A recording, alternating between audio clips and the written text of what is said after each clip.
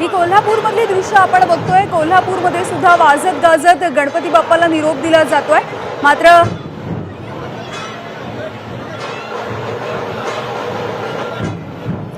पोलिसांनी वारंवार आवाहन केलेलं असताना सुद्धा लेझरचा वापर कोल्हापूरमध्ये केला जातोय। याआधी कोल्हापूरमध्येच 2 दुर्घटना सुद्धा घडलेल्या होत्या याच लेझरमुळे। मात्र अद्यापही लेझरचा वापर या मिरवणुकांमध्ये सध्या होताना दिसतोय। कोल्हापूरमधल्या विसर्जन मिरवणुकीमधली ही लाईव्ह दृश्य, मोठ्या संख्येने सगळे नागरिक यामध्ये सहभागी झालेले आहेत। मात्र त्याच वेळेला लेझरचा सुद्धा वापर मोठ्या प्रमाणावरती केला जातोय।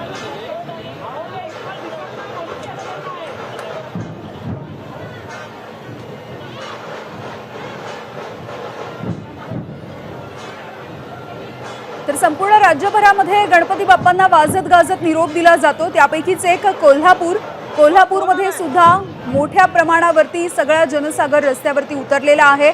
बाप्पाला भावपूर्ण असा निरोप दिला जातोय। त्यासोबतच डीजेच्या तालावरती सगळ्यांनी ठेका धरलाय। मात्र कोल्हापूरमध्ये लेझर शोवरती बंदी असताना सुद्धा लेझरचा वापर केला जाताना आपण बघतोय। विसर्जनाच्या मिरवणुकांच्या दरम्यान लेझरचा वापर केला जातोय। या लेझरमुळे याआधी एका तरुणाला आणि एका पोलीस कर्मचाऱ्याला सुद्धा डोळ्यांना काहीशी दुखापत झाली होती।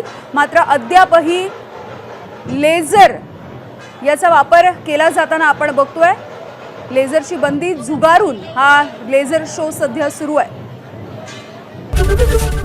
एबीपी माझा, उघडा डोळे बघा नीट।